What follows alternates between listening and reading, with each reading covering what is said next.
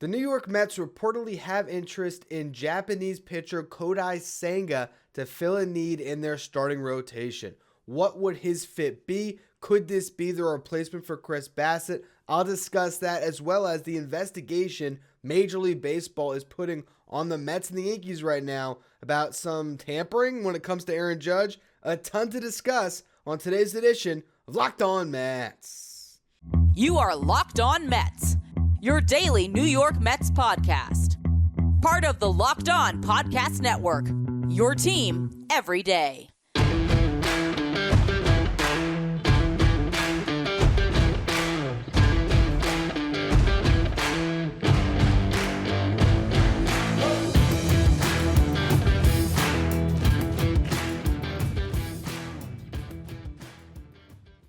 Hello to all you amazing Mets fans. You're watching Locked On. That's part of the Locked On Podcast Network, your team every day.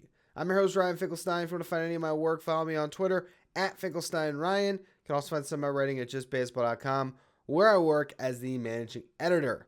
Today's episode is brought to you by BetOnline. BetOnline has you covered this season with more props, odds, and lines than ever before. BetOnline, where the game starts. I've been promising you guys this episode for a while, a breakdown of Kodai Senga, Japanese pitcher who is coming stateside finally, has wanted this for a long time, plays for a really competitive team in the NPB that does not post their players, which means a couple of things. For one, he wasn't able to come to the Major League Baseball until now, but he's finally able to come over as a completely unrestricted free agent. There's nothing attached to him. There's no posting fee. There's no draft compensation.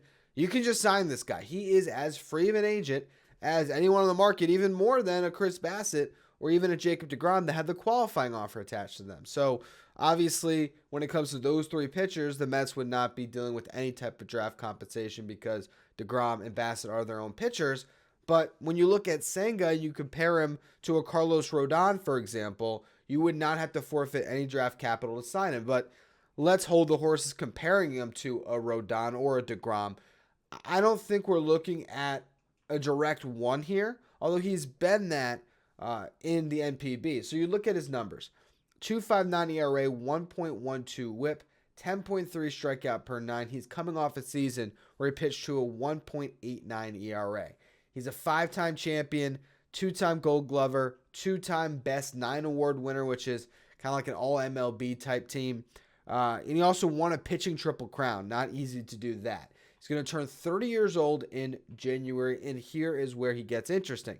This is not just the type of a Japanese pitcher that comes over that has all the different cutting movement on his pitches. He has that. But he's got velo in the tank, too. He's touched 102. He lives around 95, 96. Able to work that fastball up in the zone. He has a slider, he has a cutter, he has a curveball, but the real weapon is a forkball that is so nasty, they have dubbed it the Ghost Fork. And I don't even know how to directly describe this pitch to you, other than saying it's like a splitter from hell. I mean, this thing, if you're talking about a right-handed batter, imagine a pitch that starts on the outer half and comes and breaks all the way inside on him. Gets a lefty, breaks all the way away from him. Just nasty movement that you're just not going to see. And, if that slider can break in the opposite direction and he can have pitches going in every single way like he has throughout his career, that is something that I think translates regardless of who's in the box. I mean, this guy, when you watch the videos of his stuff, granted, a lot has to happen for him to have the same success that he had in the NPB over here. But the raw stuff tells you that he has a really good chance to be a top flight pitcher in Major League Baseball. Yu Darvish is the last, pitcher that has been able to come over and really kind of dominate and do it for a long, long time. He came over at, 25 years old, so a little bit different here. Shohei Ohtani's obviously nasty as can be now, but he came over even younger. You're looking at Senga, and he's a little bit more of a veteran pitcher. You think of maybe like a Tanaka when he came over to the Yankees. And look, there's a lot of unknowns here We have no idea it's going to translate to playing in America. That is a massive culture shock that we could not even comprehend. The idea of, living in Japan and then coming over and trying to deal with travel over here, communicating with people, and how the Major League game is played compared to the game in the NPB. But with all that said, this stuff is as good as it can be, that you would think that he can make that smooth transition. So then it's more a matter of where does he slot in, where does he fit. And I think that if you look at the Mets rotation and you're trying to look at tiers, you have maybe the depth tier, which Tyler McGill and Joe Lucchesi are occupying right now. And I guess to a certain extent, if you want to call David Peterson in that tier, you could. I put him into the next tier, which is middle of the rotation guys. And that's where I see Carrasco and Peterson at this moment. Guys that are middle to back end guys, right? You're 3, 4, 5. But really, when you talk about a playoff rotation with those two guys, you would hope that maybe one of them can ascend and take that 4th spot, but you wouldn't be as comfortable. So there's that top 3 that you need. And then within that, you want that other ace to pair with Max Scherzer. I think Senga is the type of pitcher where we could be talking about this guy around the All-Star break as a first-time All-Star who's going to be in the conversation for Rookie of the Year, that is just so good that he has become that co-ace with Scherzer. But really what you need from him is to replace Chris Bassett. Can he take the ball every 5th day, which is still a big question mark because you never know quite how things translate. I'm pretty sure out there a lot of times they use a 6-man rotation. So, how's he going to adjust to pitching every 5th day? If that is the case, a lot would have to be figured out. But, if he can at least tap into what he has done out there, if he can get the strikeouts, if he can keep the ball in the yard, if you have a good defense playing behind him, I don't see any reason why this guy can't be successful. And if you compare him to the other pitchers on the market, he might be more attractive than a Bassett, than a Jose Quintana, because he might have a little bit more dominance in the tank to raise that ceiling of what your ball club could be. But he's also a question mark. And so when you have the question marks that are already present in this rotation, is that a risk worth taking? Also, how much money could we be discussing here when it comes to Kodai Senga? I'm going to get through the numbers on that in just a minute. Before we do, though, today's episode is brought to you by BetOnline. BetOnline.net is your number one source for sports betting info, stats, news, and analysis. Get the latest odds and trends for every professional and amateur league out there. From football to basketball to soccer and esports, they got it all at betonline.net. And if you love sports podcasts, you can find those at BetOnline as well. BetOnline is always the fastest and easiest way to get your betting fix. You still have the odds out there if you want to bet on free agents. Where will Jacob deGrom land? Aaron Judge? You can find all of that at BetOnline. Head to the website today or use your mobile device to learn more about the trends in the action. BetOnline, where the game starts. Now, how much money will Kodai Senga make in free agency? The projections that I found out there from a couple of different sites, so The Athletic, and the other thing was Bleacher Nation, I believe. You had one that had him at $60 million over 4 years, another one at $72 million over 3 years. So really tough to really pin this down, but that would give you a wide berthing range here of probably at least 15 mil, depending on how many years, and then maybe as much as 24 million. Now, I think that's actually a pretty decent comp for the range that we could see a Chris Bassett sign for.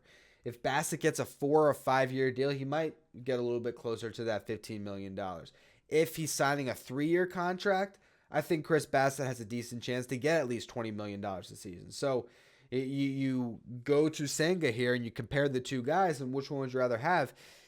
It's kind of tough for me. I thought for a while when I did the Senga episode, I would say, DeGrom and Senga. That would be the direction that I go here. And I still would love that. And I still think that what this guy brings to the table, he could be a revelation for you that it really does kind of turn the tides of everything you're doing where, you have a rotation you're not quite sure about how good it can be. And if he's dynamic and you have 3 horses you can go to in a playoff series, you feel great. Problem is getting through the regular season for me. If you go the Senga route, and let's say you bring back Jacob deGrom, you're in this boat where, Carlos Carrasco at his age, question mark. Max Scherzer at his age, as great as he was last year, still a little bit of a question mark. David Peterson's still establishing himself. Tyler McGill has to have a bounce back year. So you look at the options you have, and if you bring back DeGrom, that's another big question mark.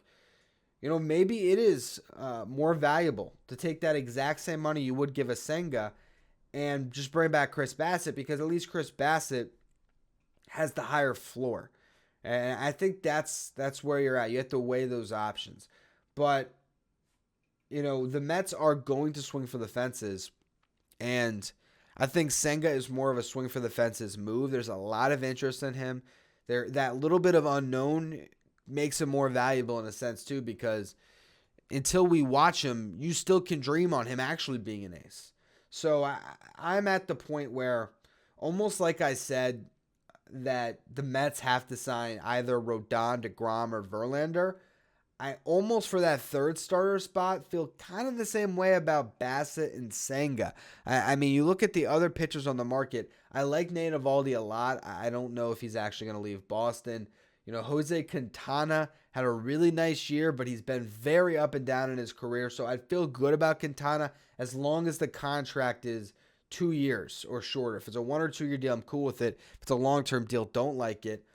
Beyond that, whether it's Jameson Taillon, Ross Stripling, Michael Wacha, I mean, those guys to me just don't move the needle. So again, I think Senga and Bassett are really the two options in free agency to get that third starter. Now, they can go out and they can trade for the third starter.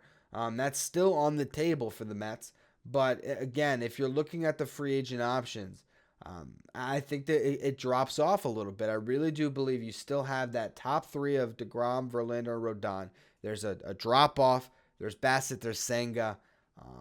And I think there's kind of another drop-off. And like I said, if you want to include Quintana in that tier with Bassett and Senga off the year he had, I get it. But just based on how up and down it's been, I just don't know. So I like this as a potential signing. We have to see what the reporting is and where he's going to meet with these teams. The one thing that we have heard is the Mets will meet with him. The other thing that we heard, I don't know if Mike Mayer reported it, but that's where I saw it. It was from Mike Mayer on Twitter. That's a whole other conversation, what's going on with Twitter. But I'll save you some headache on that, trying to talk about that on Locked On Mets. But anyway, the reporting, or again, I don't want to call it a report because I'm not positive, but what I read from Mike Mayer's tweet is that Senga wants to pitch for a winning team in a big market that values analytics that he can learn from. The Mets check all those boxes right now. Now, there's other teams interested, of course. The Giants are really in on him. The Blue Jays, apparently the Mariners. What other teams did I see? Maybe even the Angels. So there's a lot of interest here in this pitcher. I think that teams view him as a real option that can be in that rotation for at least 3 to 4 years and be a quality starter. And we'll just see exactly where he lands. But I definitely love the idea. I don't know if it's necessarily right up the top of my board, but of the things I like to see the Mets do, it's definitely among those that I find the most compelling. Now, the Mets are getting investigated by Major League Baseball. Maybe I should have led the show with that. A crazy story we have here when it comes to the Mets and Yankees and how SNY could have cost the Mets in some way. I'll get to that in just a minute. First, though, today's episode is brought to you by SimpliSafe. The numbers don't lie. In the last decade, over 4 million people have chosen SimpliSafe Home Security to protect their homes. You don't earn the trust of that many people without doing something right. At SimpliSafe, your safety is the only thing that matters. I know because I had SimpliSafe installed in my home, giving me that extra peace of mind that whenever I leave the house, there's someone that's got my back, even when I'm here, really monitoring everything that's going on. They protect you with cutting-edge security technology powered by 24/7 professional monitoring agents who always have your back. Their agents will call you the moment a threat is detected and dispatch police or first responders in the event of emergency, even if you're not home or can't be reached. SimpliSafe blankets your home in protection with advanced sensors for every room, window, and door, HD security cameras for inside and outside of your home, and smarter ways to detect motion that only alerts you when a threat is real. And even hazard sensors that instantly detect fires, floods, and other threats to your home. Customize the perfect system for your home in just a few minutes at simplisafe.com/lockedonmlb. Save 20% on your SimpliSafe security system when you sign up for an interactive monitoring plan and get your first month for free. Visit simplisafe.com/lockedonmlb to learn more. There's no safe like SimpliSafe. So the New York Mets are getting investigated along with the New York Yankees about tampering. This is a story from The Athletic, and it is based on an article published on the Mets television network's website on November 3rd. The Mets would not bid against the Yankees for Judge. Details in the story caught the attention of the Players Association, which asked the commissioner's office to investigate whether improper communication occurred between the respective owners of the clubs, according to sources briefed on the situation. So basically, here's what happens. Andy Martino, and look, I went pretty hard against him in SNY and also the New York Post last week, but this story is amazing and horrible. It's horrible if the Mets had to suffer some type of a fine or punishment in any way because of this. But you do wonder if this story was real or if Andy Martino was making it up. And if nothing happens here, Major League Baseball so far said we believe that our teams did not do anything wrong, but essentially, they have to investigate now. If this comes back and there's nothing done here, there's no penalty, you can almost say that what was reported was not factual. And look, I said my piece last week on Martino. I don't want to continue to pile on. But at the same time, that network, which is still in some way run by the Wilpons, is dealing with a story very akin to the Wilpon era of running the New York Mets. Terrible management. And obviously, it's a click-driven business. I get it. I'm in the same one. But there's different ways to go about getting your clicks. And I just don't know what sourcing Andy Martino has. But he gets in front of cameras every day as the Mets and Yankees insider. And he reported that these two sides had like a gentleman's agreement that they would not go after each other's free agents. That the Mets aren't in on Aaron Judge. And that, in turn, the Yankees wouldn't be in on DeGrom. But the problem with that is that you are disrupting the free market that is free agency. You are potentially taking a team off the table that would be driving the price for Aaron Judge. That's why the Players Association has a problem with this. Because when it comes to the Players Association, they're concerned about everyone getting paid. And so they want as many teams bidding against each other to drive up the price. I feel like the Mets and the Yankees could have this agreement in place where they could be avoiding signing each other's free agents. But it could be completely unspoken. It could just be hey, we're not trying to hurt the Yankees. The Yankees are trying to hurt us. And it could not go beyond speech at all. And the reporting of it makes it seem like there was some type of a conversation had, or there's some form of a truce that has been made. And I guess that's against the rules. So you really hope that this does not impact the Mets negatively as a franchise.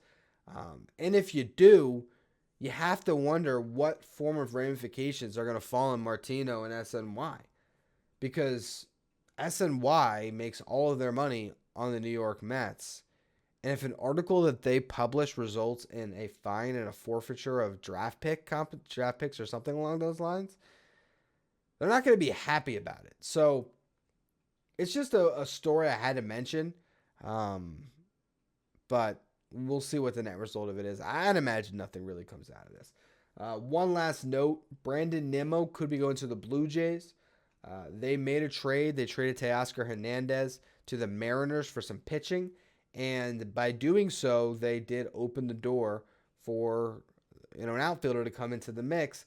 And apparently there's been teams that have been speaking with Brandon Nimmo's representation that have expressed a willingness to move their center fielder for Nimmo. George Springer, a little bit older. You could see that fit. So just another team in on Brandon Nimmo. I do wonder how crazy the bidding gets on him. And I feel like there is a pretty solid opportunity, or solid chance, I should say, that we see the Mets move on from Nimmo because there's so many teams in the mix that he might get 6 years at $25 million a year. He might get the Springer contract that's 6 years, $150. And if he does, I don't know if the Mets are quite in on that. And they might instead decide, instead of paying Nimmo off the best season of his career, they could pay like a Michael Conforto off of not playing at all in the worst season of his career, where he will be a much more value proposition in free agency. But that is most of the news that I think we got covered at this point this week. Still, things are moving at their own pace in free agency. We've seen a couple pieces come in, but overall, the market is back to the way it used to be prior to the lockout, where there was no deadlines forcing action. So we'll see what happens. The winter meetings might be when things really start to pick up. In the meantime, we'll just keep on covering what we hear and doing a little bit of looking ahead at some of the Mets players, how they can fit in, and all those different things as we try to get you ready for the 2023 season. But that's going to be all for today's edition of Locked On Mets. As always, thank you for listening. Make sure you follow, rate, and review wherever you get your podcast. Make sure you follow me on Twitter, at Finkelstein Ryan. Follow the show at Locked On Mets. Thank you for making Locked On Mets your first listen every day. Now for your second listen, check out Locked On Sports Today, hosted by Peter Bukowski. Locked On Sports Today is where you want to go to stay up to date with everything going on in the sports world, with instant game reactions, the take of the day, big news. You can follow Locked On Sports Today on the Odyssey app, YouTube, or wherever you get podcasts.